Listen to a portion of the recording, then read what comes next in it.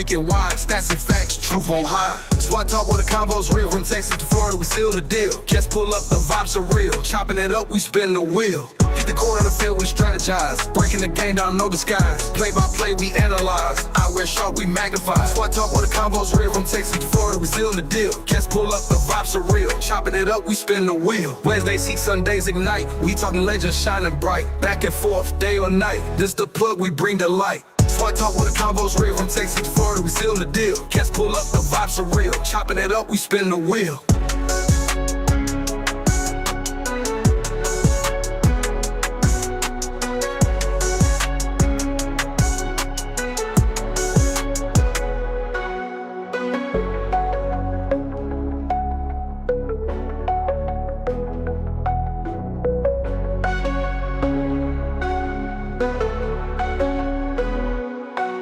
Wednesdays heat, Sundays ignite. We talking legends shining bright. Back and forth, day or night. This the plug, we bring the light. SWAT talk where the convo's real. From Texas to Florida, we seal the deal. Just pull up, the vibes are real. Chopping it up, we spin the wheel.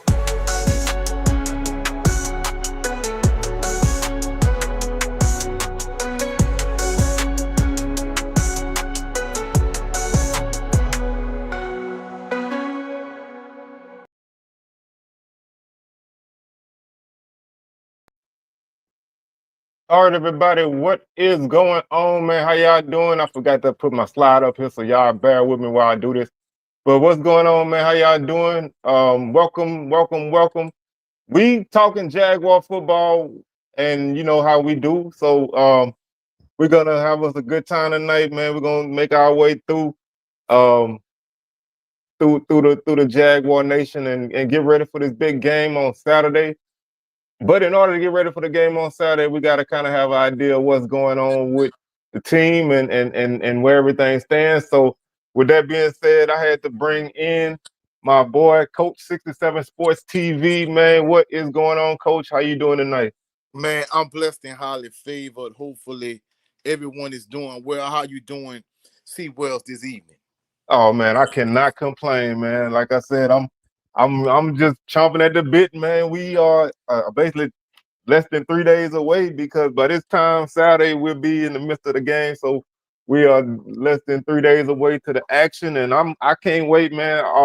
So salute to my boy Big Soldier out there, man. Y'all catch us tomorrow on Swag Smoke, but we gonna be doing Jaguar tonight.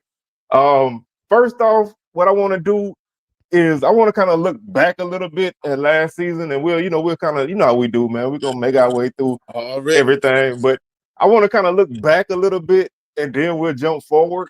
So I want to run through a couple numbers, and then you can chime in anytime you want. But first off, offensively last season, man, we did not put the ball in the end zone very much.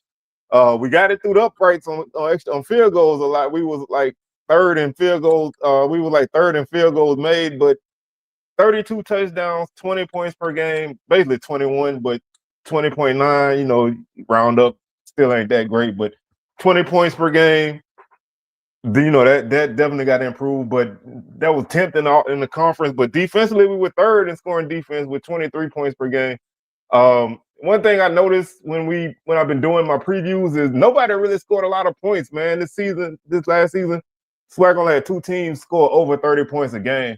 Everybody else was below 25. So it's almost like nobody did much offensively. So what's your thoughts on the lack of scoring for Southern last season?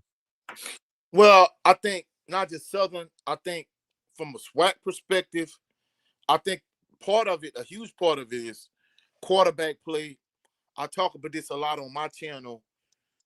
If you took quarterbacks from the past, if you're a Grambling fan, like maybe Doug Williams, Devontae Kincaid, Bruce Eugene, Randy Hines, even if you took somebody like Kendrick Nord, who I thought, even though he played in the CFL for some years, I always felt like Kendrick Nord was overhyped in my personal opinion. But I feel like if you transported him right now into 2025, man, Kendrick Nord, in my opinion, he'll probably be the top quarterback in the SWAC.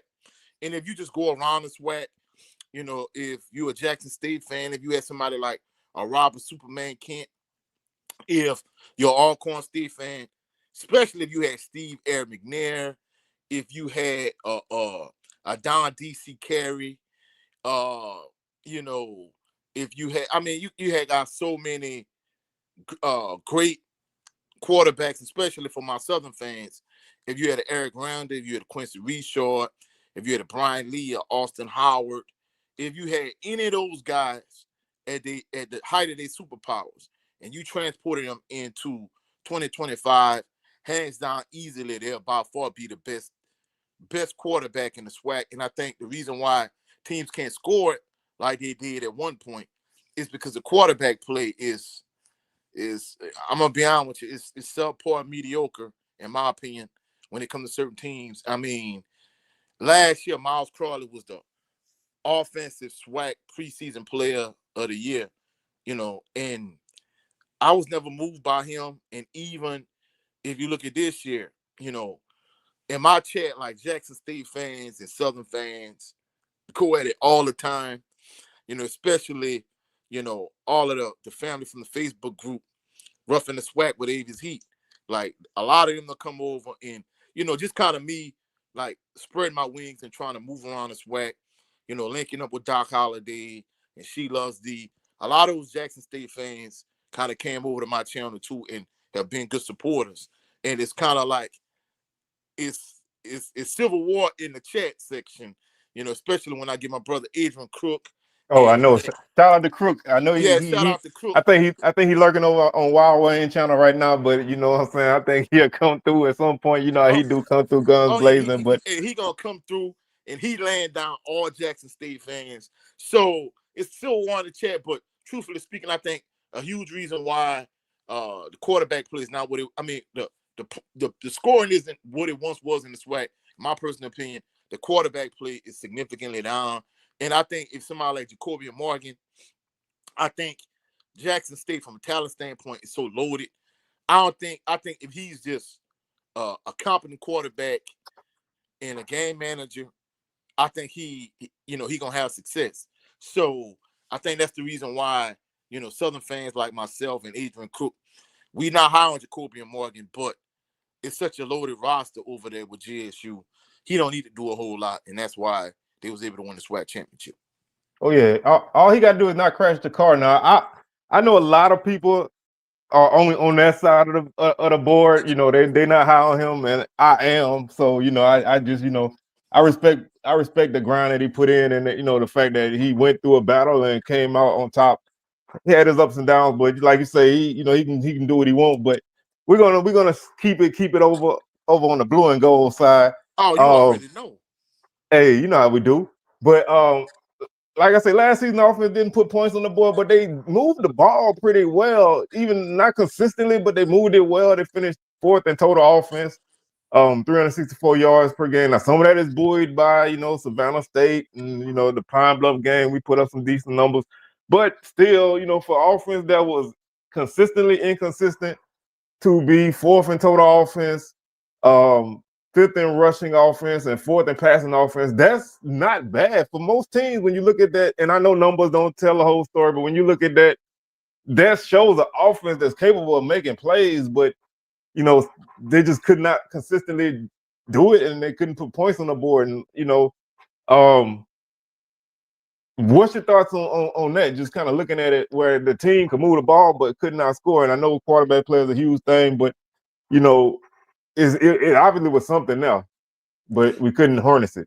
Well, I'm not gonna lie. I think, you know, Coach Graves, he did a good job, like, rearranging the offensive line.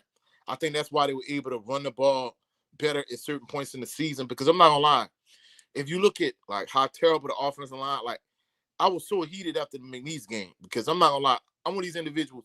I don't mind going to the game and get wet if we win, but if I got to drive from Lake Charles to Baker in different parts of Baton Rouge with wet socks and wet underwear, I won't. Oh yeah, that ain't happening. Yeah, and that was the crazy thing about it. Like, the offensive line play was terrible. So as the season progressed, like, the running game improved. You know, you had a three-head monster at running back with Kobe Dillon, Kendrick Grimes, and CJ Russell. I think that played a major role in terms of, you know, them being able to move the ball. I felt like Mark Frederick should have did a better job, in my personal opinion, I know I caught a lot of heat and a lot of flack for this, but I felt like Kendrick Grimes should have got more touches than Kobe Dillon. You know, we touched on that briefly the last time I was on your show, but I think also, like you said, a lot of it goes back to the inconsistency at the quarterback play.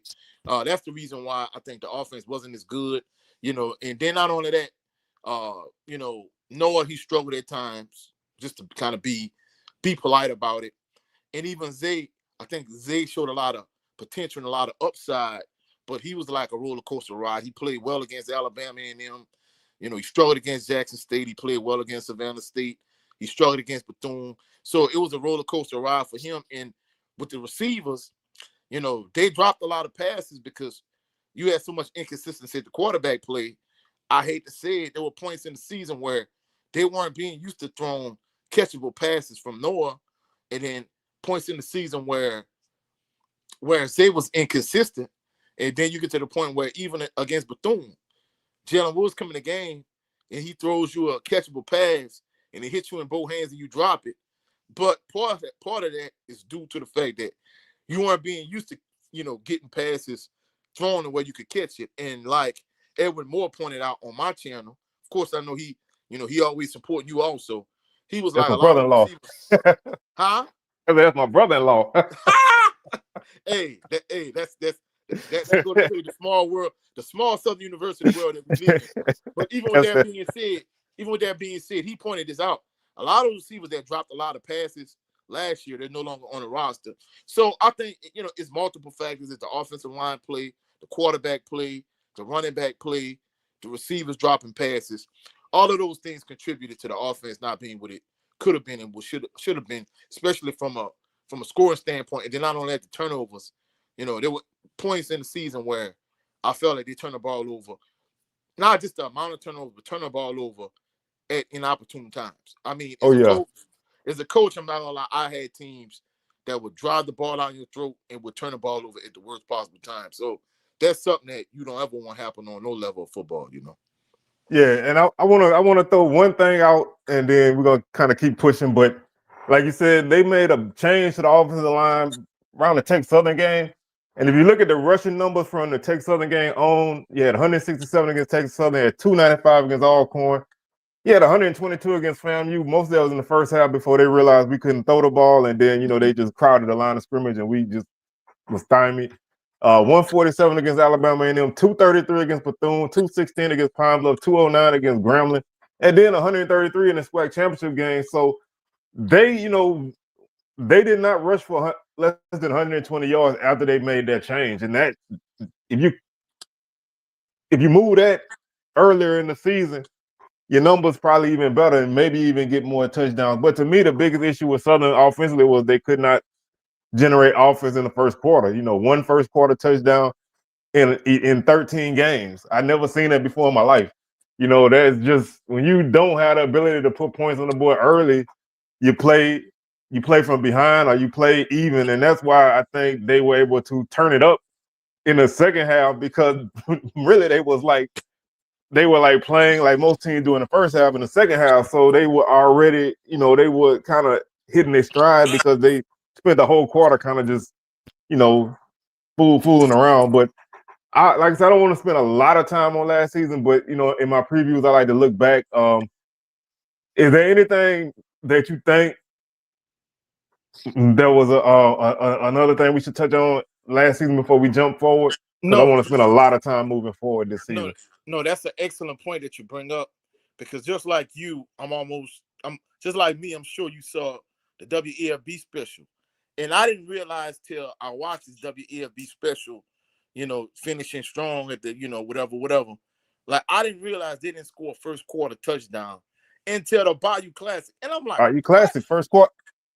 Late in the first quarter, Bayou Classic at that, but yeah, that was the first one. Now we had a couple games where we scored a touchdown early in the second quarter that might have been a first quarter touchdown, and we'd have scored. You know, we'd have hit a couple plays earlier, but that, you know, that's just something I never saw before, and that just, you know, that's just indicative of an inconsistent offense. You just can't get going. And, you know, when you playing from behind like that, or like I said, you playing even because the defense keep making plays, you know, you probably could have won a few games by more points if you was able to score points. But I that's one thing I look forward to not having to deal with. Hopefully, but were you able to go to the scrimmage on fan day that night? No, actually, I didn't go to the scrimmage. I talked about it on my channel.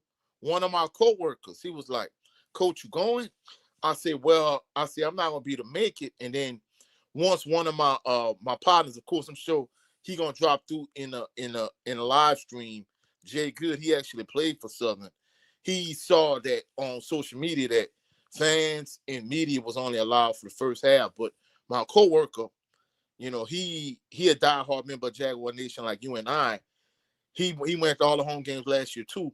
Like he gave me blow by blow description, details, everything.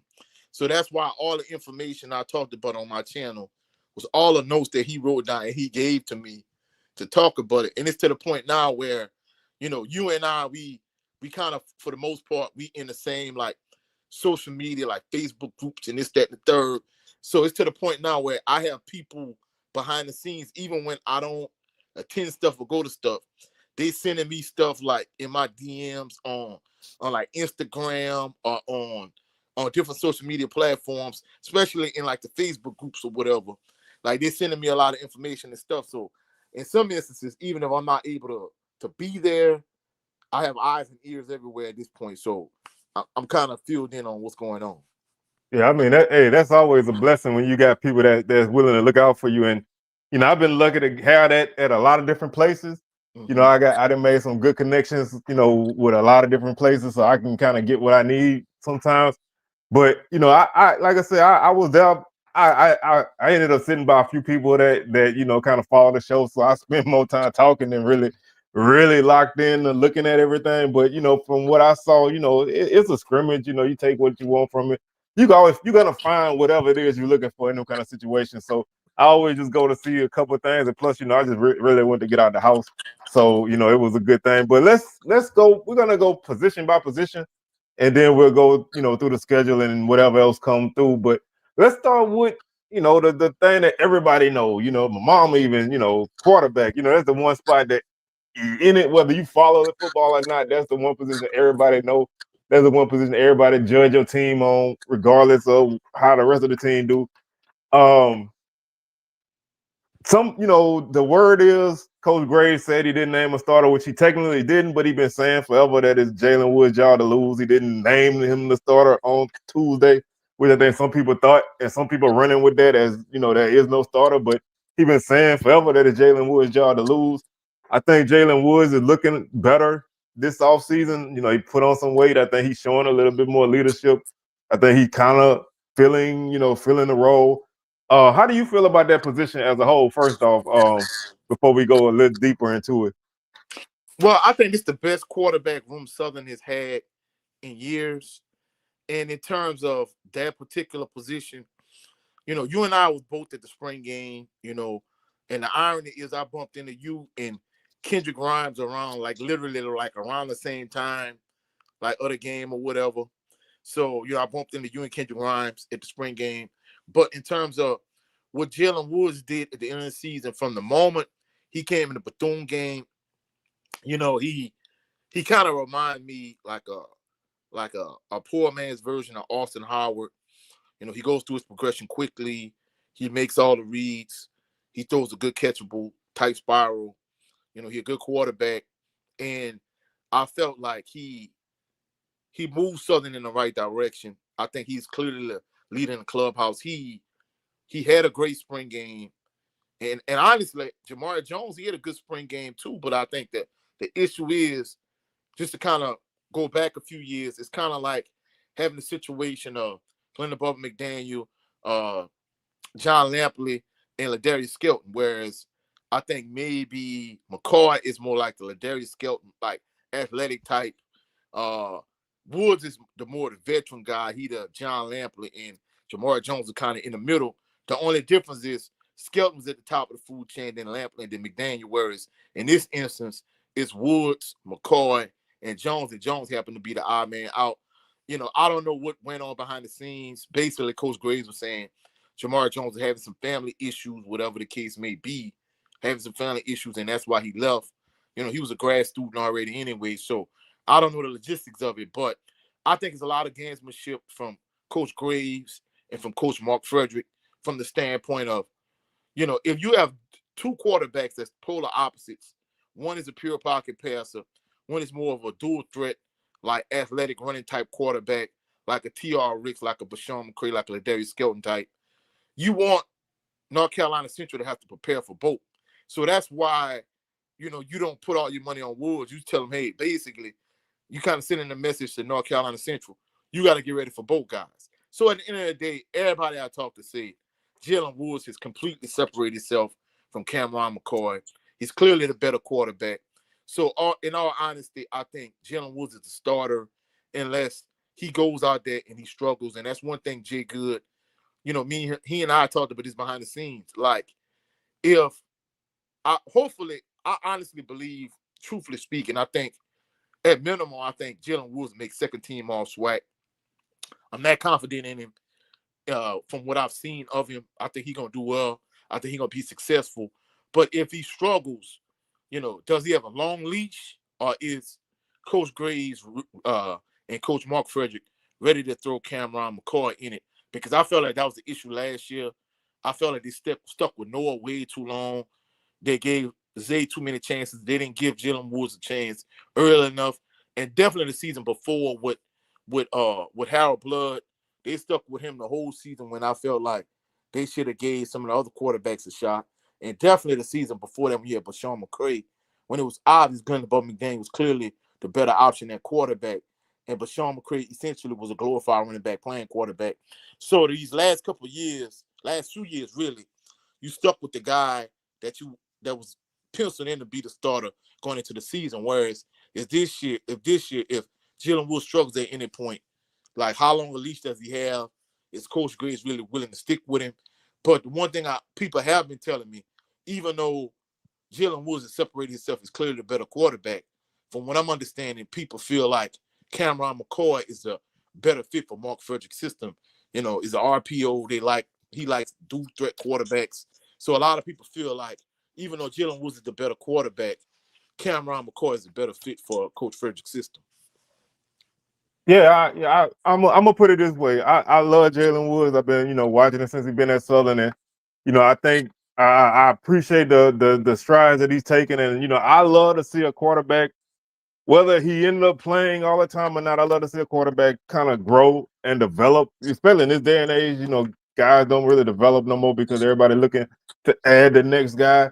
But when you know your time is coming and you take the steps to put yourself in position and you're doing the right thing, you're saying the right thing, you carry yourself as a leader. You look at the little things, you look at the guy, on the sideline with the team, during scrimmages and practices, and you see guys gravitate into him. That kind of thing that's underrated. But like you said, McCoy is a Mark Frederick quarterback, and that's why he's there. If you look at when he was at Prairie View, Tashawn Conley was a guy that was a runner. He could throw the ball, but he was running. He's a runner. Mark Frederick, he want to throw the ball, but he wants to run the football.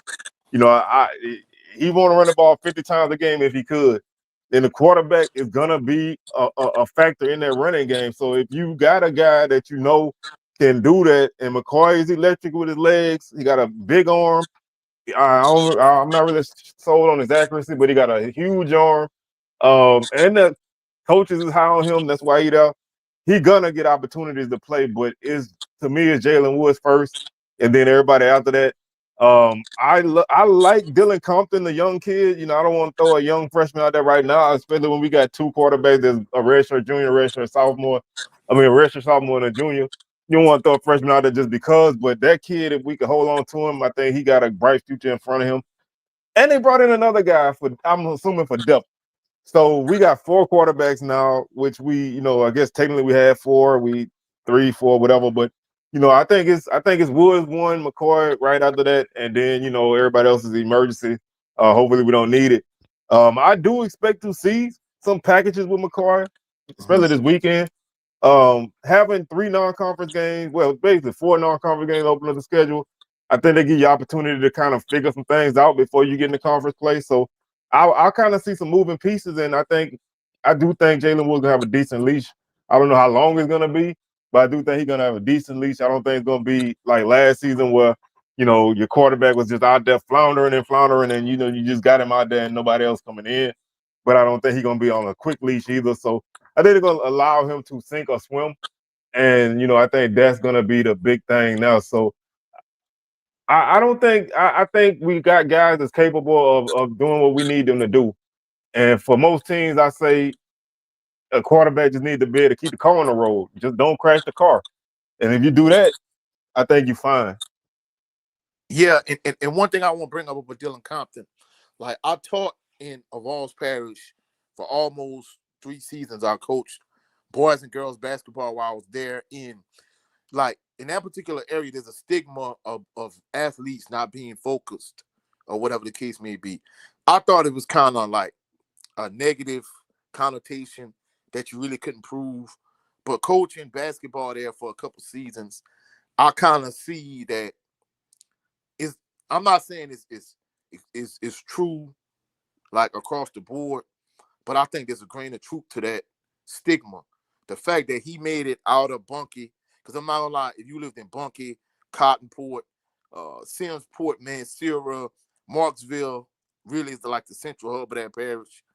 There's nothing to do in the Vols Parish. So for him to make it out of that area, it tells me 2 things about him. 1, he's extremely talented. And 2, he has a certain degree of focus that a lot of athletes from that area really doesn't have.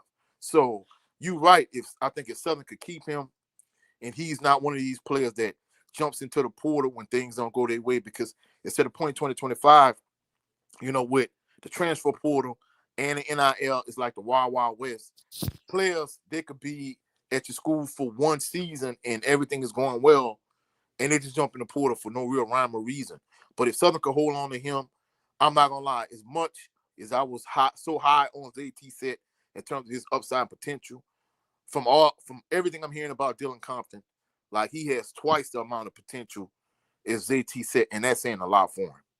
Oh yeah, and I want to say one thing, and then we're gonna move on to the running backs.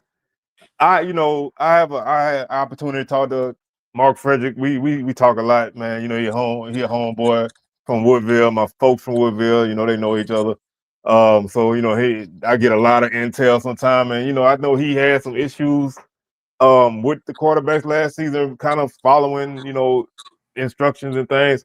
So I think these guys are gonna be more catered to what he wants. I mean, this is honestly his first year with a couple guys that he wanted to bring in. He inherited Jalen Woods. He inherited every quarterback on the roster last season. And that I think a lot of that also has to be understood by people.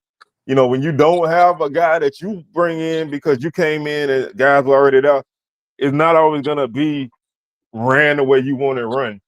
And so I think a lot of that is gonna, I think there's not a lot of that now because Jalen Woods is the only guy that was here before he got here. So he had a hand, and these are his guys.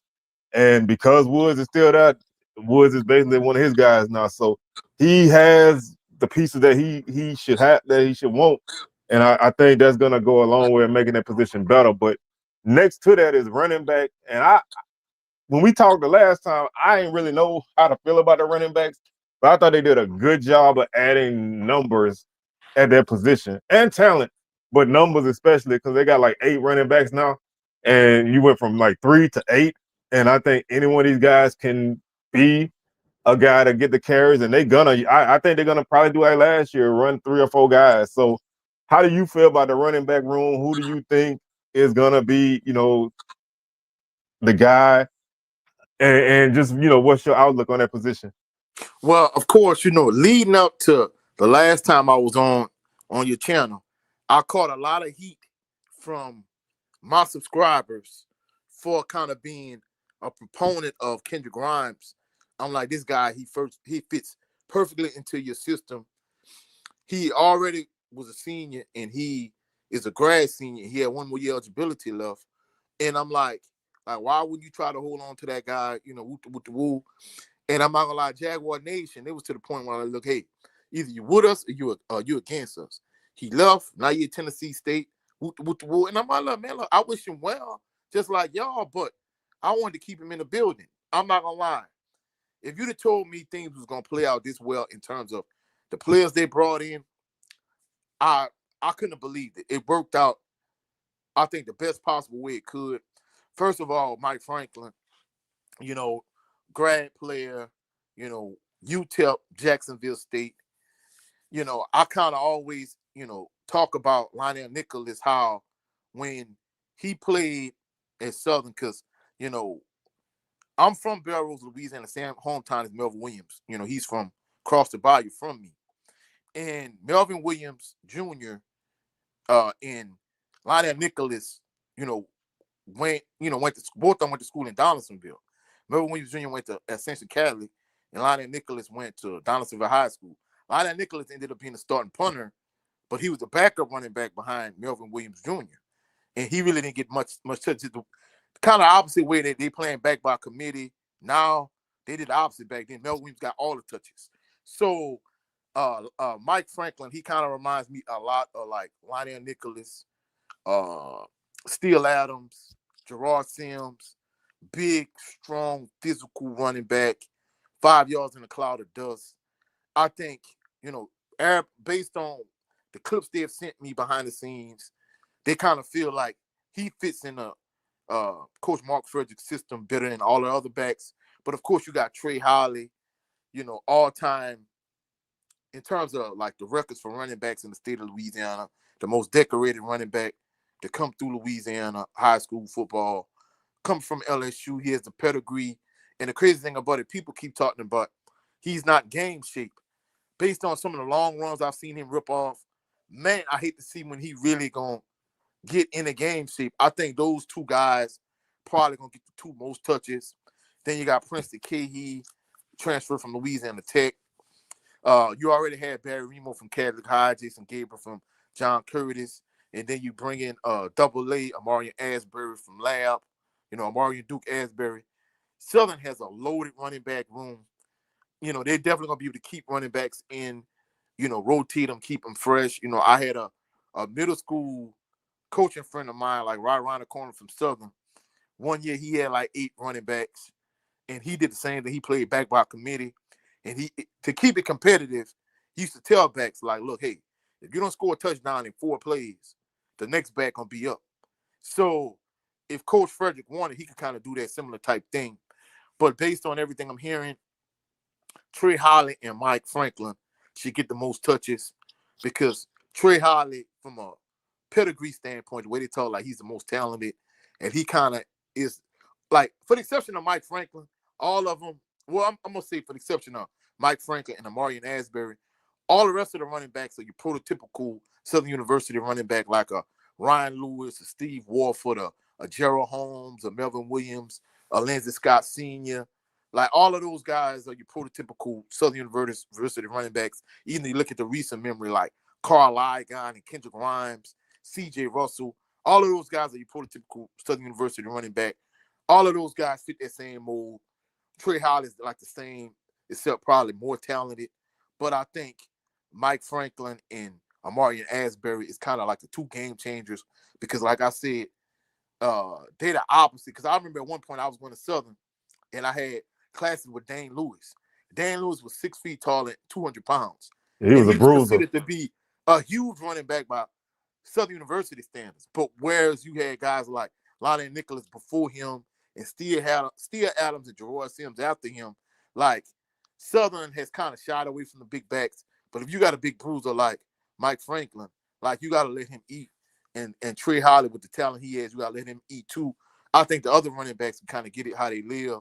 And I think even, we live in 2025, so the fullback has become obsolete. But somebody like Amarian Asbury, I think, you can kind of put him at fullback in spots where you don't have Mike Franklin available. You can use him in short yardage situation in those situations. And you can also kind of like use him as a fullback, like throwing him the ball out the backfield. However, but either way the cut go, Southern University is loaded at running back. And this running back room is even better than the running back room for last year. So I think this is the position that's really going to elevate the offensive line play. Because I talked about this on my channel last night. I think the way Martez Carter and Devontae Kincaid elevated the offensive line, I feel like Jalen Woods and Cameron McCoy and the backs that they have is going to elevate the offensive line play. Yeah, I agree. And I want to say one thing, and I don't typically do this. I'm not a guy that's big on, looking at highlights and everything, but and I try to temper my expectations, especially when a guy coming in, like you said, who may not be in full, full capacity, game shape, but Trey Holly, he explosive, man. You watch a couple of, he had a run in the scrimmage, and he didn't carry the ball but like 3 or 4 times, but he had a nice run right up the gut, you know what I'm saying? And you saw them flashes of speed and a little bit of power. They weren't tackling necessarily, but still, you can see that there. But if you go watch his game when he was at Union Parish and they played against St. Martinville, the kid had like 300 and something yards and 6 touchdowns. And he had like a couple long explosive runs. And you don't get that, you don't put up the numbers he put up by not being able to make plays. So I think he would be a nice, him and Franklin, like you say, if they can be consistent and hold on to the football and do what they need to do, that could be a nice 1-2 punch for Southern. And I do expect to see three guys carrying the ball out the backfield, and then if you count the quarterback in there, that's 4 guys getting carries. Just want to when you look at what they did last year, just kind of throwing it out. Kobe Dillon had 162 carries, Kendrick Grimes had 129, Russell had 75. So that's a good chunk of carries between 3 guys, and I expect to see similar. And if they use McCoy in any kind of packages, or if he take the job at some point, then obviously his number's gonna be in there too. So I expect to see at least 3 or 4 guys carrying the ball, and I look forward to seeing how that goes. But the other skill position on offense is the receiver room, and I'm gonna throw tight ends in there too. Darren Morris obviously is the guy that's gonna be wide receiver number 1. And Dupree Fuller is, second team all conference tight end, guy that got great hands for his, for a tight end. I think the tight end room is deep. I don't know about how many of those guys are gonna play, but Minor had a couple. He had a couple nice games. Had some drops last season, big, but I expect him to kind of improve. I'm really looking to see who takes that second receiver spot. Cam Jefferson, Kobe Brown, those kind of guys. Malachi Jackson is a JUCO guy. Not a lot of size in that room though, but they do have guys who can get open and make some plays. Yeah, of course, on my channel, I talk about this all the time. Somebody put in the chat, Coach, it's Dupree Fuller, not Fuller Dupree. And I'm like, man, y'all know I mess his name up all the time. Because to me, his first name should seem like it should be his last name and vice versa. So that's why I kind of always mix him up. But he had a huge game against Alabama and them last year. Him and Minor, I think, at the tight end position, they give you a good 1-2 punch. And it's going to be interesting to see if Mark Frederick plays them together a lot, or he uses one tight end at a time. But I think if you could play the 2 of them together, I think that'll give you, a different look, especially, in the HBCU football world. 2 tight ends, a back, 2 receivers. Man, that'll be a different type of package. And then on top of that, like you said, we know Darren Morris is going to be wide receiver number 1. And then after that, you got Corbett Brown. People have been raving about Malachi Sticks Jackson the same way they sent me clips of Trey Holly. Like, I got a clip or 2 of Malachi Sticks Jackson, and I don't know if this is the scrimmage or practice or whatever. They're sending me clips of him. And, of course, you got Cam. So I think the wide receiver room, I'm not saying they like on the same level with like a Jackson State, because I think that'll be asinine for me to say that, just to be honest. But I think Southern University's wide receiver room, I think they got a lot of upside, a lot of potential. It kind of reminds me of a couple of years ago, when they had Jalen Howard and August Petrie III, and they had Cassius Allen, that and Chandler Whitfield. I'm like, those 4 wide receivers, if you could have took them and put them on like a Eric Randall, a Austin Howard, a Bryant Lee, a Quincy Richard, that receiving core could have did huge things. And I think this receiving core is similar to that receiving core. And I think Jalen Howard is the right trigger man. And that's another thing, too. People pointed out in my chat, they feel like Jalen Woods under, in a Mark Orlando system would have flourished a lot more than they feel like he going to flourish in a Mark Frederick system. They feel like Cameron McCoy is more the fit for a Mark Frederick system, whereas Jalen Woods was more of a Mark Orlando type of quarterback. But in terms of the receiving core, I think the receiving core is kind of similar to that great receiving core we had a couple of years ago with August Petrie III and Jalen Howard and Cassius Allen and Chandler Whitfield and Darren Morris. And the thing about it was Morris was the young guy of that group. He the vet in this group. So I think it's a similar type receiving core in my personal opinion. Yeah, like I said, I think this is, I like to call it a money year. I think that's what this is for Darren Morris. Last year, I said he was going to break out, and he really didn't. Well, he had an okay season, but they had an article in Advocate today. Ironically, him saying that he had a disappointing season, which for him, he probably could have had a lot better, but he did battle injuries. But it's only so much you could do when your quarterback can't hit you in stride. So Yeah. I don't want to I don't want to point fingers at nobody, but when you're a receiver, you're dependent on your quarterback. You can't throw the ball to yourself, so you have to be able to make you have to be able to make the most of your opportunities when you get them. And if you're not ready, or you banged up or whatever, then yeah, you're not gonna look as sharp. I do think he has the potential to be that number one guy. Got good speed. He can get open. He can go deep. He can go across the middle. He had a nice slant against Alabama, and then he took it like 40 yards for touchdown. He's a guy that can do that. Like I said, I'm just looking to see who takes that other spot. I like the young guys. They got a lot of opportunities last season. Cam Jefferson had a big touchdown last season. Like I said, a lot of people high on Brown. Those guys are kind of like, those slot type guys. So, you put them out there and let them work in space. We'll see what happens. But I do like this group. It's not flashy. Like I said, it's not a group that's going to jump off the page at you and make you, it's not, Fortillion, Rambert, and Savage and those guys, No, and Dupree, those guys. It ain't that group that got a name that's gonna make you shake when you read the scouting report. But if these guys can be consistent, then that's all you really need, because I still think you're gonna run the ball more than you throw it. So you just need to be able to make the plays when they're there. If you can be consistent and don't drop those I don't call them easy catches, but don't drop those balls that you need to have. I think you'll be fine. So I don't look for nobody to really put up tremendous numbers. But I think guys can make things happen. And shipping over the offensive line, I think this O-line is a whole lot better than where they were last season.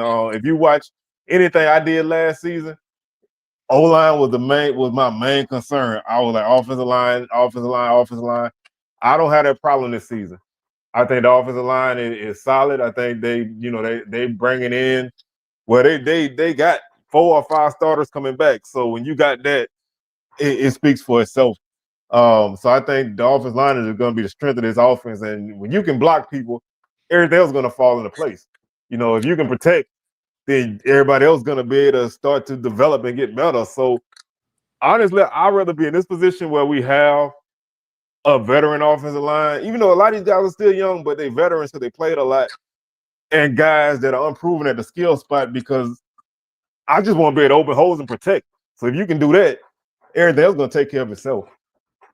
Yeah, and of course, like you said, they're bringing back 4 starters. The only position they don't have a returning starter is their left tackle position. It's going to be kind of interesting to see, if they get the freshman from Zachary to start at that spot, or they get the transfer from PV. One of those 2 guys probably going to start at that spot. It remains to be seen. But I think the major criticism that people have towards this group is, when they got in the big games, like, for the most part, I'm not gonna lie, they did a good job just leaning on Grambling in the Classic.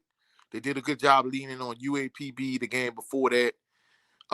They really, I ain't gonna say they struggled against Bethune. It was more so the fact that, like, Zay just, like, he was sleepwalking through that entire game until Coach Graves pulled him and put Jalen Woods in. But for the most part, they was able to just lean on teams. But in those big games, because I'm not gonna lie, even the Alcorn State, I was just shocked how they was just able to just run the ball down Alcorn State's throat, just at will, just running. But of course, when they got to the FAMU game, definitely against Jackson State, they couldn't run the ball against them the way they did against everybody else. Like you said on the last time we had the show, especially a team like against Jackson State, like you got to scheme them. You really just can't line up and play bullet ball the way you did against Grambling and UAPB. But I really like this group. And North Carolina Central fans, they feel like, yeah, all y'all could do is run the ball because y'all quarterback play is trash. They really sleeping on Jalen Woods, but they don't think the offensive line is going to be the lean on North Carolina Central's defensive line.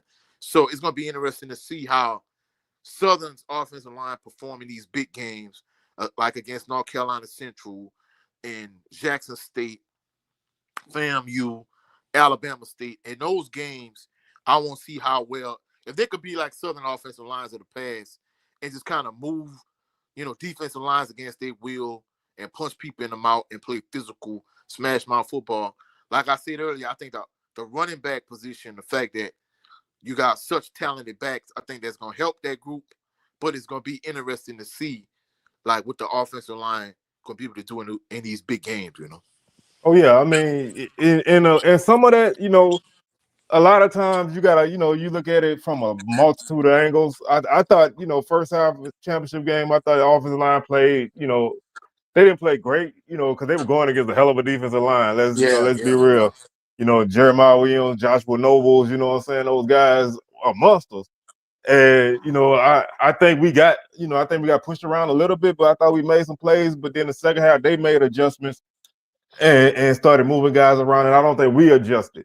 And I think if anything, Southern had an issue with was guys kind of overpowering them. And you saw it in a lot of games, but we were able to offset that with big run plays.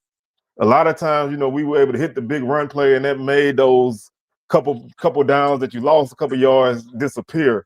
So I think we need to be better on first downs. Obviously, you want to keep moving forward. But I do think that just having continuity on this line is so much better than not knowing where you're going. And if you ask most people who don't follow Southern, they don't even think Southern got a returning offensive line of many guys. So I think Southern's offensive line is underrated in a sense, especially outside of the group of people who follow Southern closely. And that's why I don't think a lot of people view Southern offensive line as being a strength, because they still think that we don't have a lot of guys returning. We don't have a lot of talent at that spot. But, there's always room for improvement. Offensive line is a position that, you always can get better. You have to keep playing more and more to get better. So it may not, I don't know how much we're going to be able to line up and run on Central, and we'll talk about that game in a few minutes. But we have to be able to, like you said, we have to be able to bully people, but we also have to be able to have that other avenue to go to when you can't bully people. You got to be able to scheme people, and some of that is coaching. Some of that is the guy calling, behind center. There's a lot of different pieces, but you have to be, you got to be able to scheme people, man. If you watch any level of football now, man, it's a lot of motion. It's a lot of eye candy before the snaps. It's those kind of things. Sometimes you got to do that to kind of offset, even if you got the talent at that spot. Sometimes it's good to get guys to think, because if you got a defense that has to think, that allows you to play ahead of them. The defense want to fire off and and play downhill, but if they got to think and look at guys moving around and just trying to figure out what their responsibilities are, the best defenders will still struggle sometimes when they can't play loose and free. So I think it's a lot that goes into that, but I do think this offense has the potential. To me, it's just going to be about putting points on the board, man. If we could average 27, 28 points a game, I think we good to go. I don't know if we can win.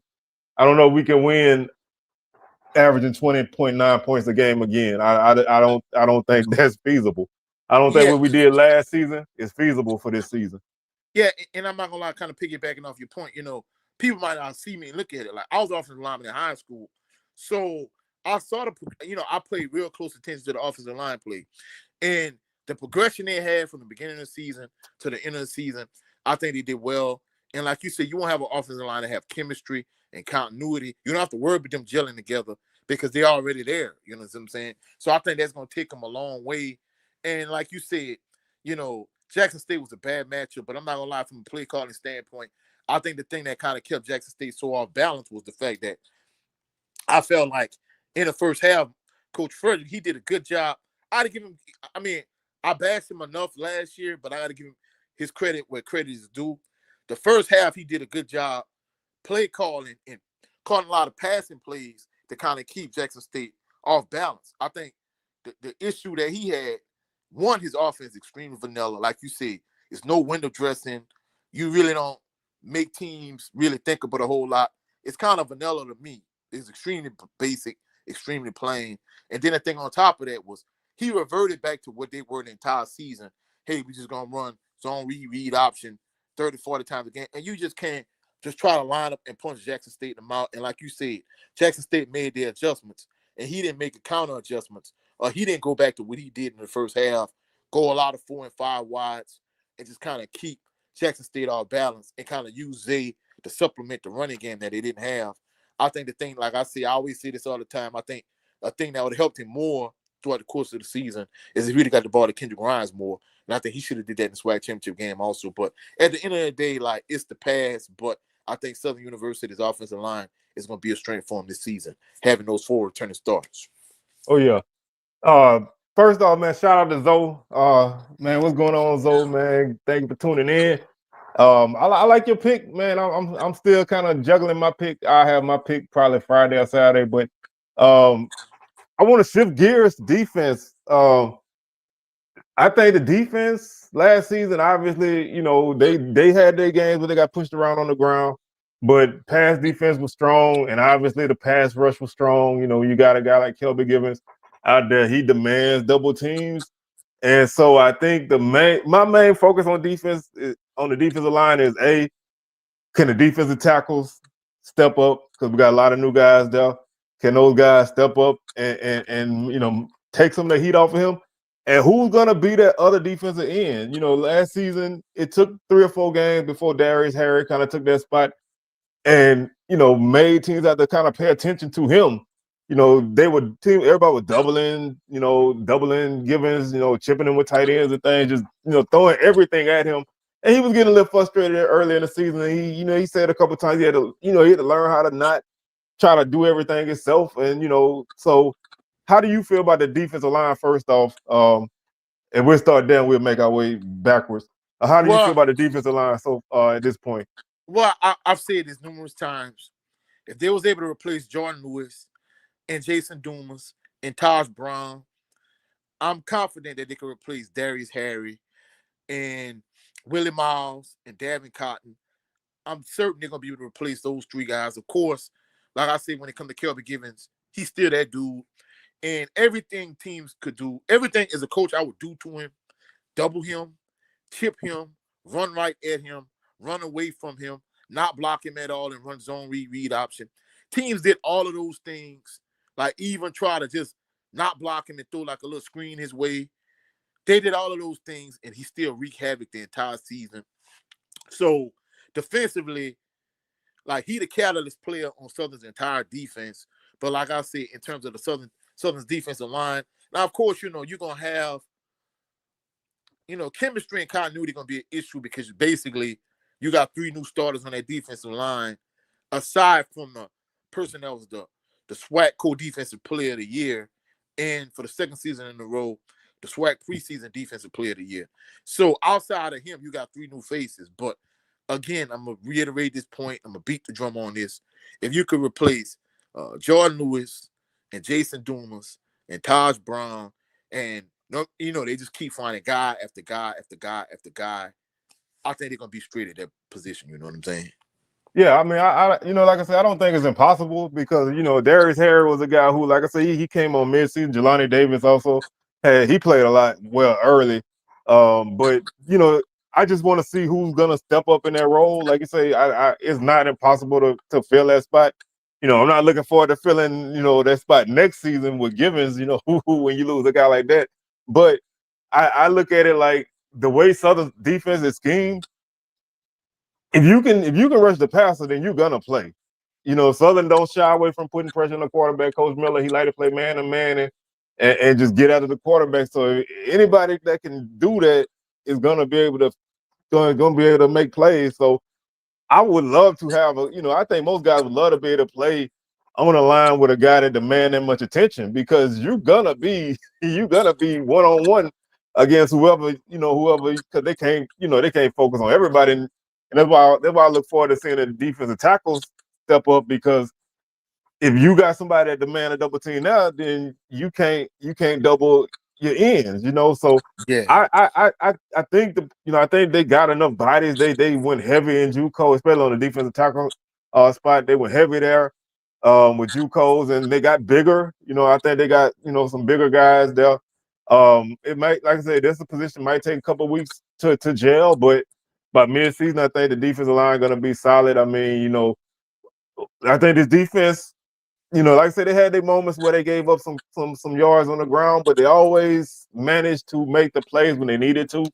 I never seen a defense really had to come on the field with their backs against the wall so many times they get stops. I thought they played extremely well when they knew they needed to. And sometimes when those routine plays, they might not have made, especially on the ground. But this was not a bad tackling team as a whole. They didn't miss a lot of tackles, especially in the pass game. And we're gonna get to the secondary in a second. But having a guy like Vince Page step up at linebacker, I think that's a big spot. So now you got a guy, you got to fill that spot next to him. How do you feel about the linebackers? Well, of course, Vince Page, now he won't be known as Vince Sullivan. Kind of remind me of Kenny Peebles. You've been calling Kenny Peebles for 2 or 3 years. Now you get to this year. Now I don't want to be known as Kenny Peebles no more. Call me LaShawn Peebles. And he's like, Kenny is my nickname, LaShawn is my first name. I'm like, what do? Why you didn't say that from the beginning? From the start.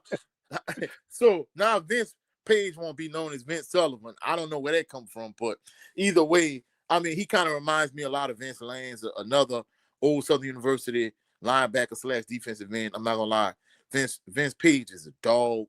Like he made a lot of plays, so he that guy. And then of course they're raving about Mike Jones too. He finally healthy. He ready to rock and roll.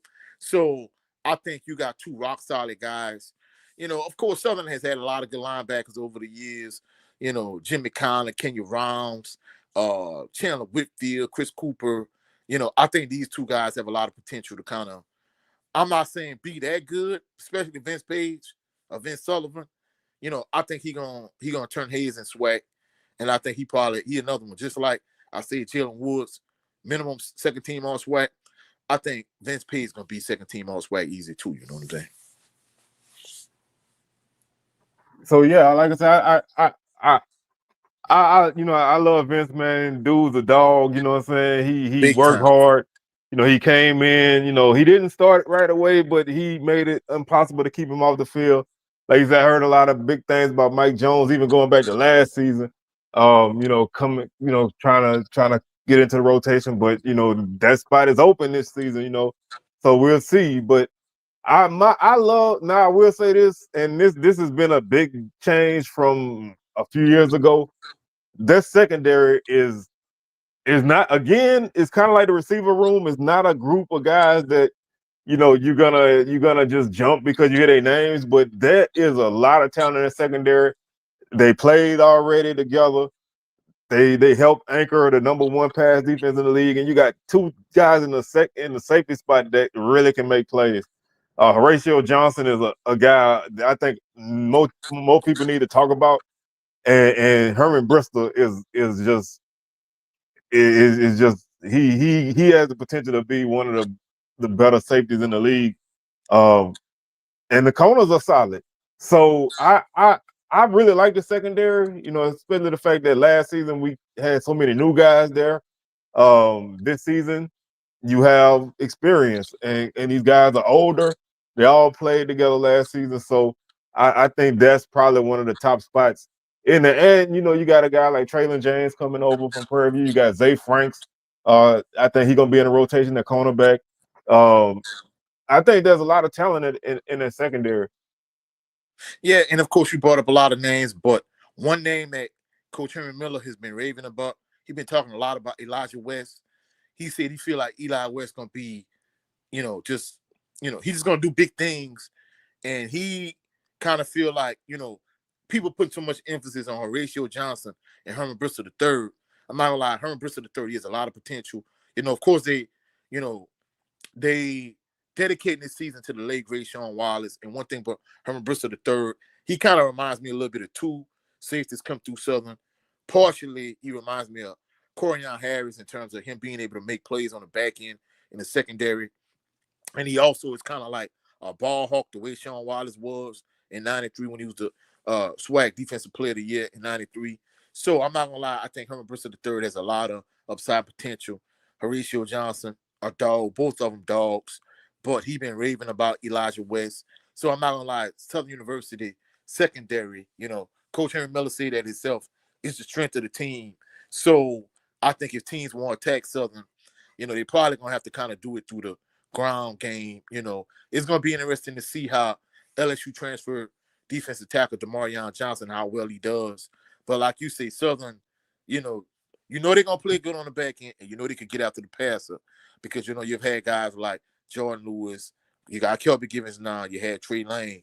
So they're going to have pass rushers, and they're going to have guys that can cover on the back end. So I think your best bet is probably try to run the ball right at them, especially with 3 new defensive linemen. But the secondary, yeah, they got some savages in that secondary, Yeah, and I do want to echo one comment we just had. They dropped so many interceptions last season. Like I think Southern probably, I don't even know, if anybody ever keep tabs on dropped interceptions, but Southern dropped especially in the first 6 or 7 games of the season, they dropped so many interceptions. We had a big drop against Prairie View that luckily did not cost us the game because it was like 3rd down and they were driving in overtime and had interception right in his hands. He dropped it. They had an offensive pass interference that pushed them back further. We got 2 sacks and 1. Dropped the interception against Alabama and them, which would have sealed the game, but that was the last play. Had a pick 6 against Jackson State. We dropped early. Probably wouldn't have made much of a difference in that game, but still, an early turnover. Maybe you don't lose as bad. You never, you don't know. No, But but there was so many if you go drop up 7, plays. I don't mean to cut you off, but if you go up and you up 7-0 early in that game, I think it changes the complexion of the game as opposed to you getting blown out. Oh yeah, like I said, I don't know how the offense would have played, but having that momentum early at least has you in the game. You're not down 30-0 at the half or whatever it was. So anytime you got an opportunity to make plays and score points, that's a great defense. If you look at the 22 defense, we scored a lot of touchdowns on defense that year. Our offense wasn't great, but the defense scored, I think, 2 touchdowns against Grambling that year. Had multiple touchdowns that year. That's what that's what a good defense does. They take the pressure off your offense. They score points when they have to. And so being able to turn the ball over, we only had 7 interceptions last season. You're not always going to have a lot of interceptions. You just never know how that goes, but you can't drop the ones that come to you. And I expect to see them make those plays this season. The last group I want to talk about, and this group is probably my biggest question mark: special teams. I'm a special teams person. Like I said, I feel like you can lose or win games based on special teams. If you watch Texas Southern game, they lost because of special teams.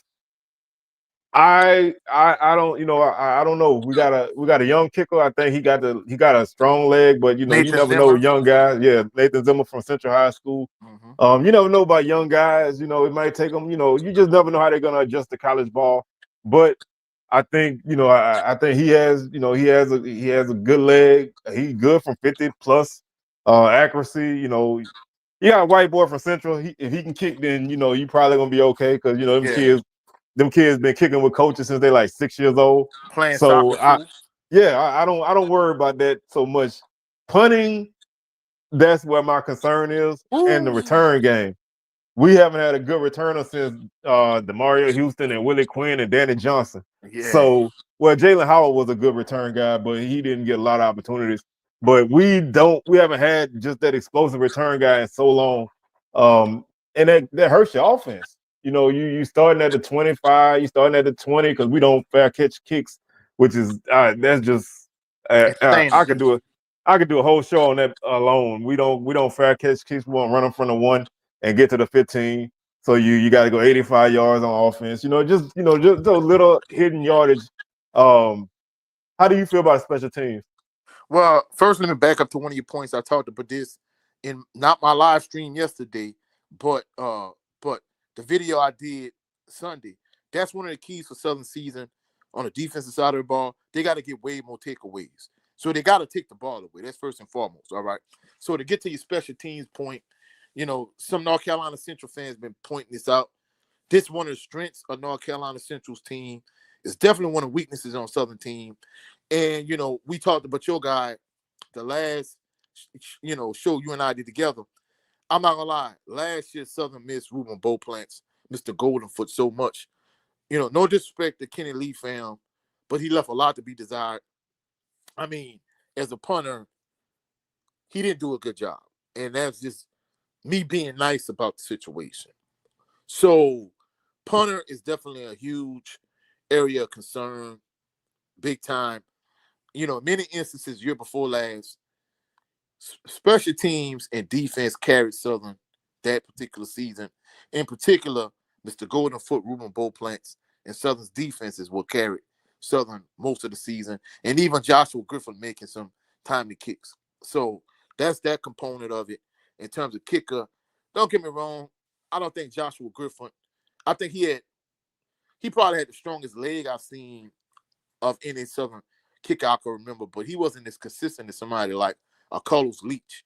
Carlos Leach just kind of stands out in the pantheon of Southern kickers for me so much because he had a big leg, but he was consistent. Like he made kicks. The kicks he should have made, he made them. Whereas Joshua Griffin, he had a stronger leg, but he was just hit or miss. He was not as accurate, and he was at times wildly inconsistent. And I think that's the reason why he couldn't make, all SWAC team the last couple of years. And the last area, Southern has had some dynamic punt and kick returners over the years. You had Fred Bailey and Kenyatta Sparks. You had Ezra Landry. You had Willie Quinn. Man, Southern has not had a dynamic, elite level, punt or kick returner. And that's one of the advantages a team like Jackson State has with Travis Terrell Jr., where Southern, they don't have that guy. They don't try so many guys. They tried Chandler Whitfield, and, he muffed the big punt year before last against FAMU. They took him out of that spot. They had Kendrick Grimes. At least Kendrick Grimes, he wasn't legit, like, punt and kick returner. But at least, like you said, he would fair catch it. And, that's one point one of my professors made at Southern. She basically said, she was like, y'all don't realize this.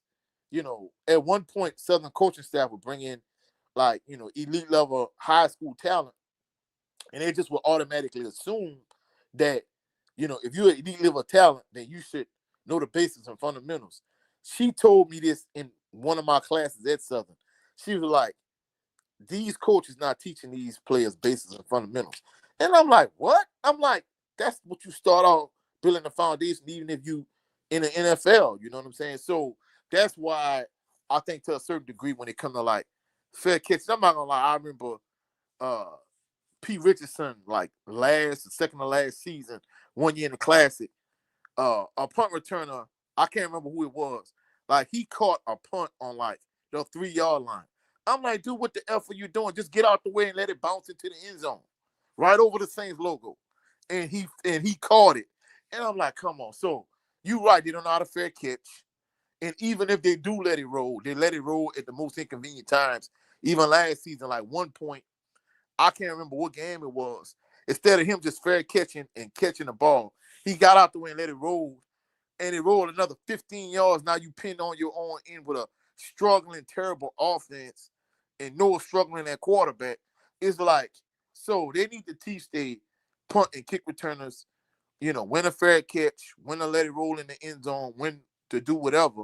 But at the same token, they need a dynamic guy, like I said, like a Fred Bailey, like a Kenyatta Sparks, like a Ezra Landry, like a Willie Quinn, somebody that's really going to, get Jaguar Nation and get A.W. Mumford Stadium rocking in terms of, electrifying punt and kick returner. They really need that in the worst way.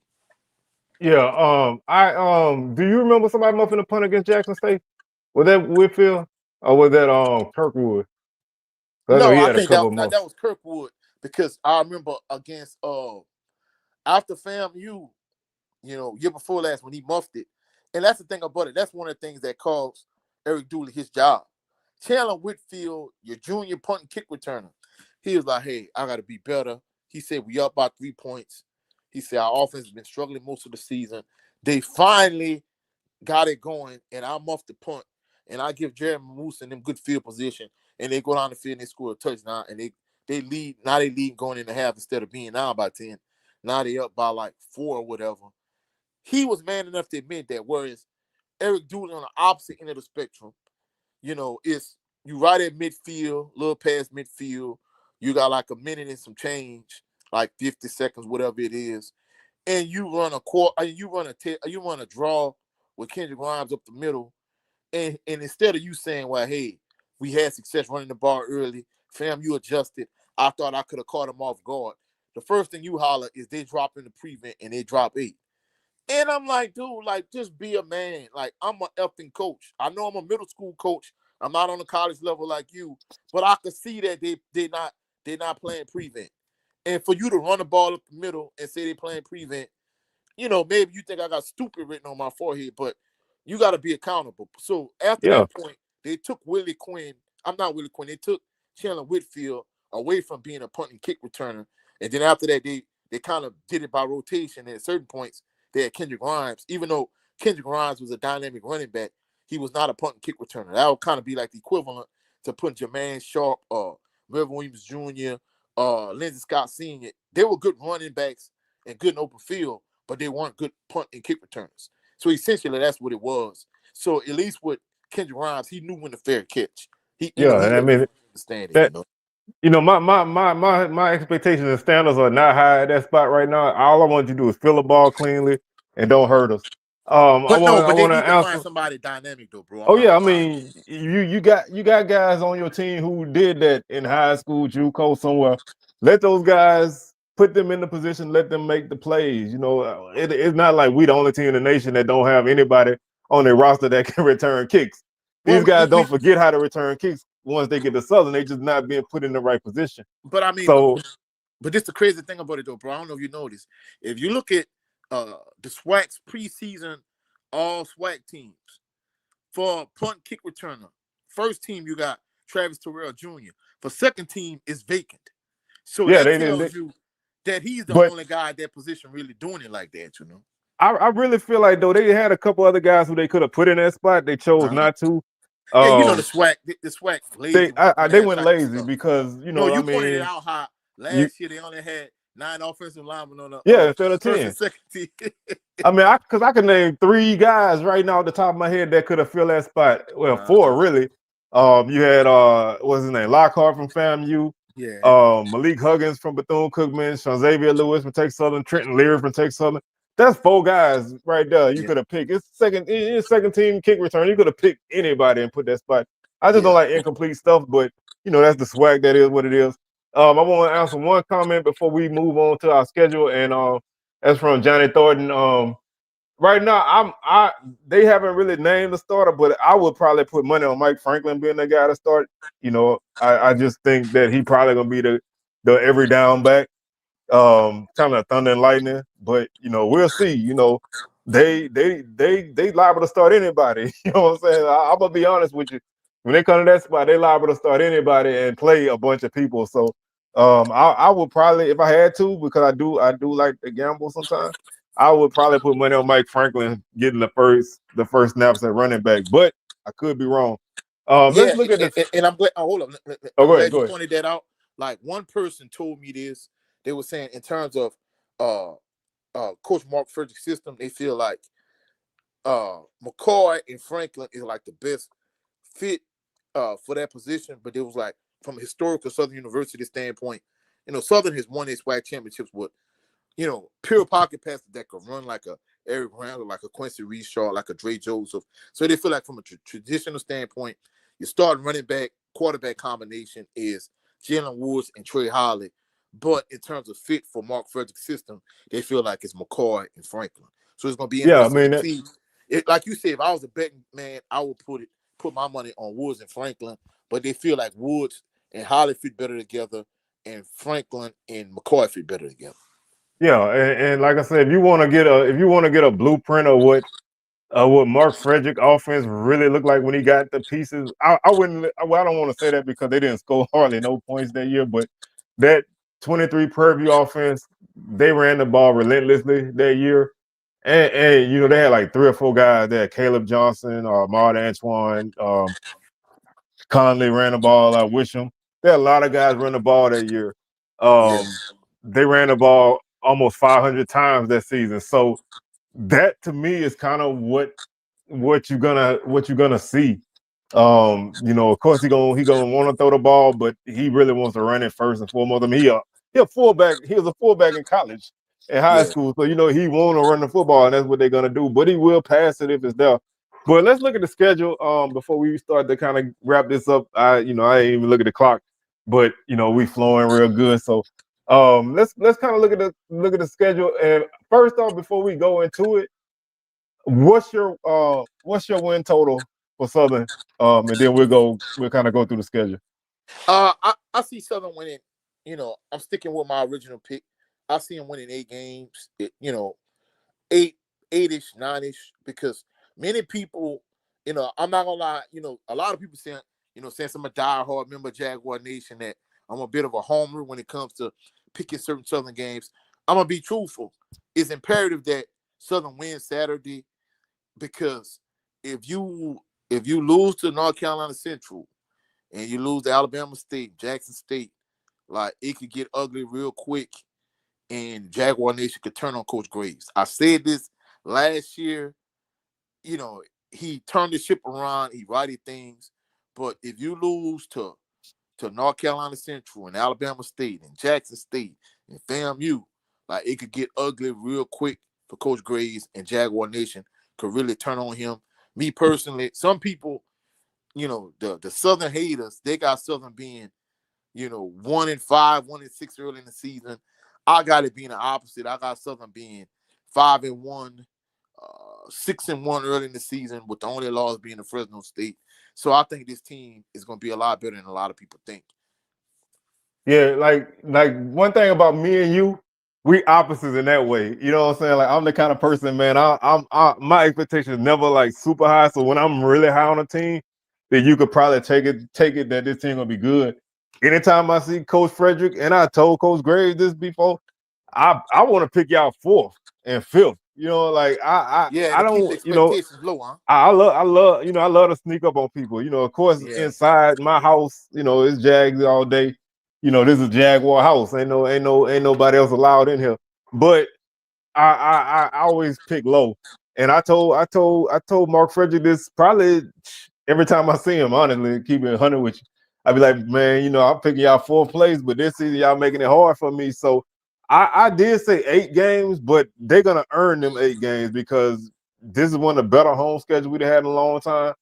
You got Jackson State and FAMU as conference games. So I like to temper this by saying the record might be 7-5, but you could still win the West. Yeah. You could finish 6-2 in the conference instead of 7-1 and still win the division. So overall, it might not look that much different than last season, but the team could be better because the schedule is actually tougher. And like you said, the first game of the season, you want to win it all the time. Who wants to start off 0-1? But Yeah. this is a perception game. If you win this game Saturday, people outside of you are gonna look at you different. If you lose close, some people are gonna look at it different, but some people still gonna be like, oh, how Southern lost. If you get blowed out, everybody gonna look at you like you're a fraud, because you really still paying for the sins of last season. Everybody, a lot of people talking about how lucky we was, but I did a video on it. Southern was not lucky, but in like one game. We just won a lot of close games. There was a lot of teams lost a lot of close games. That don't mean Like they Grambling. unlucky. Grambling That lost a just lot mean of close games. exactly. Grambling lost like 6 games by 1 score. Yeah. So that don't mean they was unlucky. That just meant they didn't know how to finish games.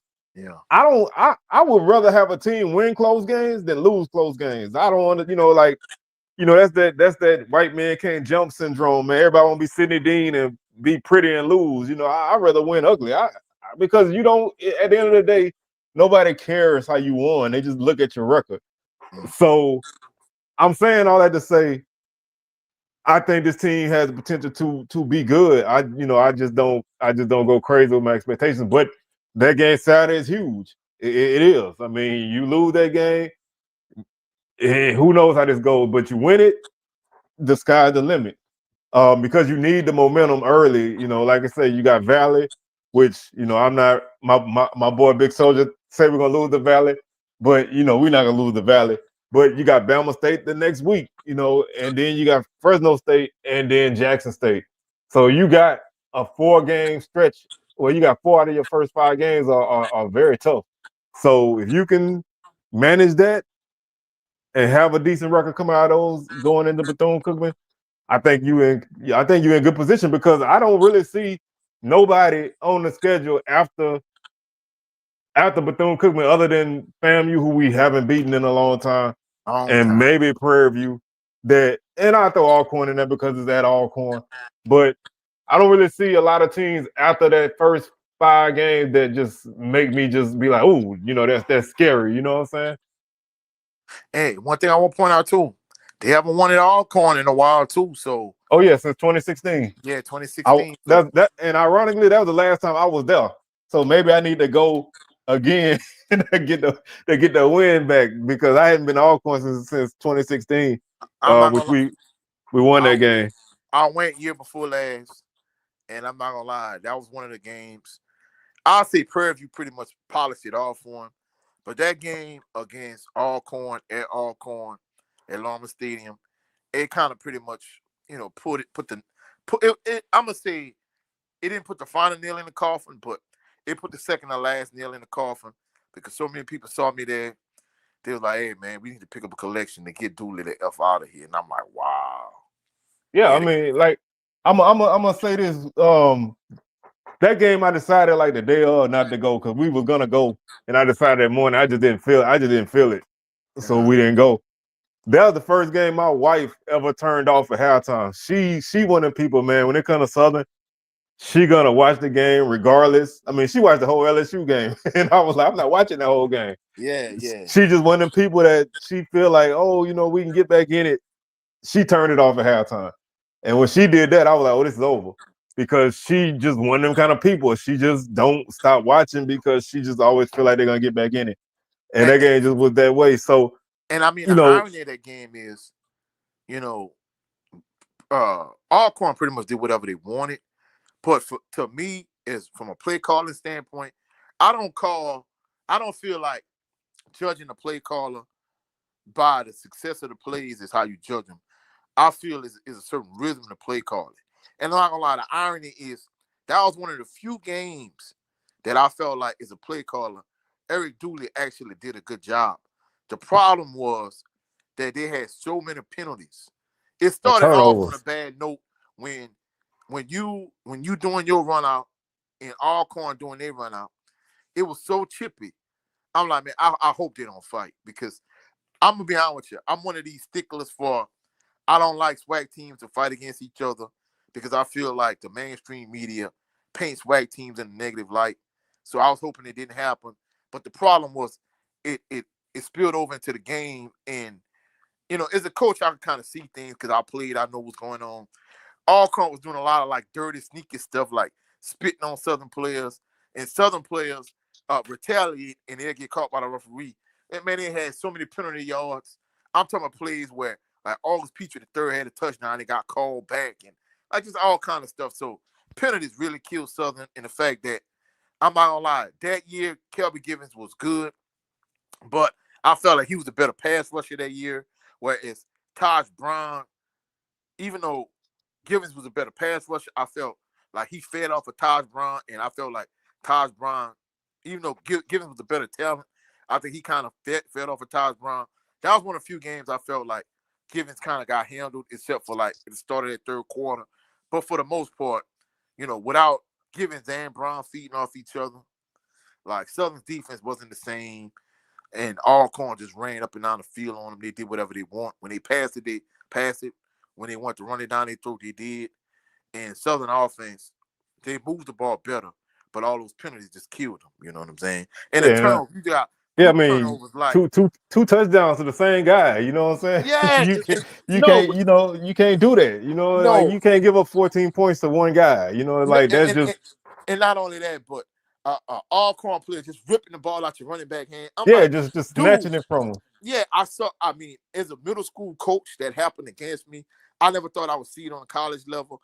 Even young Darren Morris, one of the few good passes Harold Blood makes. He throws like a crossing route. Darren Morris right in the middle. The ball ricocheted off his hand and go like 20 yards up in the air, and Alcorn State intercepted it. I'm like, bro, everything that could have went wrong in that game, it went wrong, and that's why Southern just got blasted. No, and it's the irony, right? Hey, Joshua Griffin make a field goal. They get a penalty. And then guess what? 2 plays later, Harold Blood threw a pick six. Yeah, pick I'm like, six bro, because he took the points off the board. You took the know what I'm points saying? off the Like board. instead of just taking the points because you needed them, I No, mean, you know, and I get, I'm not gonna lie. In that scenario too, I'd have took the points off yeah, the I mean, I board. get it, I get it. You trying to, Because you know, you down so it's far, you need more points. But the yeah, you need problem is, touchdowns. You need yeah, touchdowns. But it's just one of them things where you know you take the points off the board, and it's not even that you don't score; it's that you gave up points. yep, You know, so it's like you know you didn't not score, and your defense get the ball back for you. You went from scoring 3 points to giving up 7. That's like a 10-point swing. You know, so it's like that kind of stuff just shoots you in the foot, and that's the kind of stuff that happens when you go to Alcorn, man. Like I don't want to, like I said, I don't want to go too far back, but man, I don't know how many of my old school people remember Elise Tap back in the day. We were losing to Alcorn 14-13. We scored down 14-13. Otis Washington decided to go for 2. It run an option play. The dude slip at the 1. You know, like it just, you know, it's just that kind of stuff that happens at yeah, Alcorn. You know, so it just, you know, you just gotta prepare yourself for weird things, and those are the kind of games that can swing your season from championship to no championship, and that's why that game is probably the biggest road game we have. Besides, you know, that's a neutral site game, but Alcorn is like the biggest road game we got because things happen. But I just think no, I think the but oh, go you're ahead. right. I don't mean to cut you off. Like, you just see some crazy stuff at Alcorn. I remember, like Senior brought us, the 4 of us, him, my dad, my late dad, my mom. Of course, you met my mom at this one of the Southern basketball games, and my younger sister. We went, I think 98, 99. Southern played, you know, at Longman, Mississippi, at Alcorn, and you know, Pete Richardson, you know, he kind of doing this thing, but he used all his timeouts, and Alcorn was winning, and he used all his timeouts. And I'm thinking to myself, he not gonna kick a field goal at the end of the game.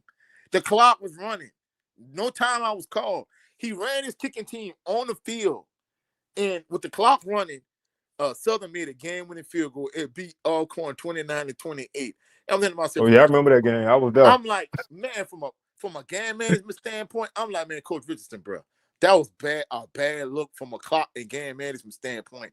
But he pulled it off and they won. And I'm like, man, I done seen some crazy stuff happen when Southern go to Alcorn. You know what I'm saying? But yeah, like I said, that's what makes that game, you know, that game dicey for me. But as a whole, like I said, I think this is a potential. I think at least preseason, I think Southern deserve to be where they at right now. And the way the schedule is, if they make it, they earned it. You know, Yeah. like there's no easy games. You know what I mean? You can't count out nobody. You know, you go Bethune Cookman, who the hell knows what might happen. You know, you get take Southern at home. You know, they should have beat us the last 2 times we played them. You never know. Yeah. So you're gonna earn whatever happens. But you know, I think we both in agreement. I think 8 is a good number. I think 9 is possible, but I'm gonna go with 8. 8-4, and another SWAC championship berth. I mean, you got to win it at some point. We look at the Buffalo Bills right now, but Yeah, we you got really to do. win it at some point. And so that's basically, man. That's basically the Southern preview. I'm gonna go ahead and wrap this up because I gotta get some rest tonight for work, and then I gotta get ready for SWAC Smoke tomorrow. Coach, man, won't you I mean, I know a lot of people already know what you got up, and everything. But just for anybody who might not, let everybody know what you kind of got on the table moving forward for the next few days, and where they can find you at. Well, of course, you can catch me at Coach67 Sports TV on all social media platforms. Since I came on your show, more people have been reaching out to me, because this season, my plan is to kind of move around the SWAC and collaborate with more SWAC content creators. So if you want to get in touch with me, Coach67sportstv at gmail.com. However, you can catch me at Coach67 Sports TV on all social media platforms, but I'm primarily here on YouTube. Last night, I debuted my debut episode of a new show I got called The Tailgate Party. Season 1, episode 1 last night. So come over to my channel to check it out. I gave my week 0 prediction. Everybody's saying MEAC SWAC challenge. I always call it the SWAC MEAC challenge because I feel like the SWAC should be first. And of course, a lot of North Carolina Central things came through. Of course, I predicted Southern to win a close game. They was like, how Southern gonna hold North Carolina Central to 24 points, and they averaged 30+ points last year the whole season. They got 9 returning starters on offense. Southern struggled with special teams. North Carolina Central is a very good special teams team. So, it's been a lot of good banter and back and forth, on Facebook, all social media platforms. But, y'all come over to my channel, check me out. And then in addition to that, on my brother Jared Loving Green channel, HBCU Fanatics, Friday morning. It's going to probably air Friday morning. So, Jared Loving Green channel, HBCU Fanatics. Go to my channel, the Tailgate Party. And of course, a lot of my subscribers and your subscribers, they basically the same people. They want us, like Desmond Allen. Shout out to Desmond Allen. He was like, man, Coach, y'all should do a show every week. I think if we did one every week, it'd probably dilute. Because you and I have great chemistry. Every time we link up is a great show. But, No doubt. For people like Desmond Allen, we definitely going to collaborate more often. Like like you said earlier, we might do something mid-season, instead of just end of the season review, beginning of the season preview. We just gonna link up more often. I think, like I said, if we did it once a week, it'll probably dilute it, but we definitely gonna collaborate more often. You know what I'm saying? Oh, for sure. Man, we like the Avengers, man. The Avengers can't come together every day. If the Avengers together all the time, it's not special when they link up. So we know each other in real life, which I always think is a big thing. Had a chance to meet up with each other. I think that's a huge thing when you do shows. You get to know people, you meet them in person, you connect, your chemistry is better. And so the opportunity of us running into each other games and stuff is always gonna be there. And we're gonna try to do more, but we both got a lot that we do. So, you don't want to take away from what you do with your base for us to just kind of have fun all the time. But we gonna connect. So y'all, if y'all looking for us to connect, we definitely gonna connect more often. And so y'all definitely have that. But as far as me, like I said, we got Swag Smoke tomorrow. I'm trying to figure out what day I'm gonna drop my preview for the game. It's either gonna be Friday evening or Saturday morning. I ain't really decided. My work schedule is busy, so I just gotta squeeze these in when I can. But y'all keep it locked here, man. And like I said, come back tomorrow for Swag Smoke. Y'all know how we do. We got a lot of crazy stuff going on. Of course, we're gonna be doing what we do. So with that being said, man, Coach, I thank you again for coming through. I had to hit you up. You having me on. Hey, all we got to do is send that message, man. It's that time, So we're gonna link up again and bring y'all some more. But I thank everybody for tuning in. Y'all make sure y'all like the stream on your way out. Shout out to all my North Carolina Central people out there. Shout out to my Jackson State people, Alcorn, Prairie View, everybody, man. Shout out to y'all, and we'll see y'all tomorrow on Swag Smoke. We out of here. Peace.